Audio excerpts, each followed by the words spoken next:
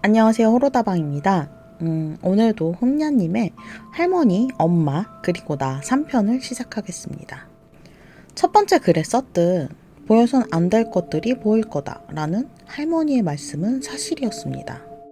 20살 이전엔 희미함, 직감, 예감, 촉 등등 느끼고 있는 본인도 100% 확신할 수 없는 어떤 것이 있었다면 20살 이후엔 제게 와닿는 것들은 200% 확신이 들 만큼 뚜렷하고 선명하게 와닿았습니다.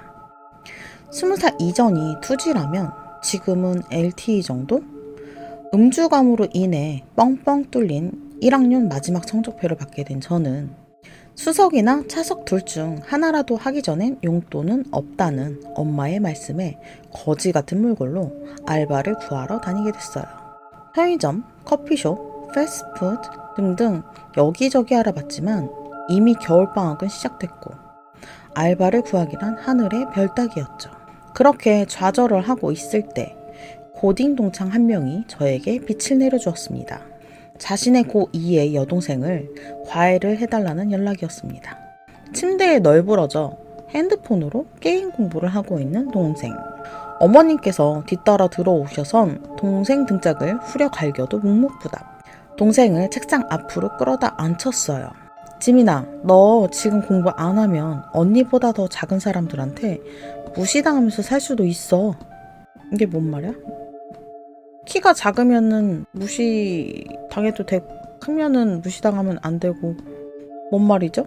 아무튼 같은 말 여러 번 하는 거 싫어하니 지금부터 내가 읽는 책 내용 집중해서 잘 들으라 하고 수업을 시작했습니다. 하루에 언어 2시간, 외국어 2시간, 총 4시간 수업을 진행했습니다.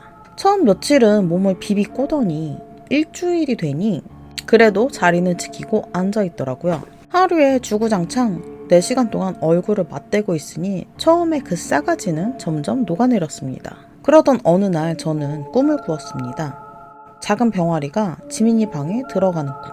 이틀 연속 병아리 꿈이라니? 이게 뭔 꿈인가 싶었지만 일단 용돈을 위해 과외를 하러 갔습니다. 평소대로 자식 책상을 피고 마주 앉아 언어용의 문제집을 정복해 나갈 때쯤 어디선가 희미하게 아기 울음소리가 들렸습니다. 친구네는 어린아이가 없고 혹시 고양인가 싶어 물어봤더니 고양이 안 키운다고 하더군요. 도둑고양인가? 하며 다시 문제집을 쳐다보는데 조금 더 크게 들리는 울음소리. 지민아, 옆에 애 키우니? 아니, 옆집에 할머니 한 분만 사시는데? 그럼 이게 뭔 소리지?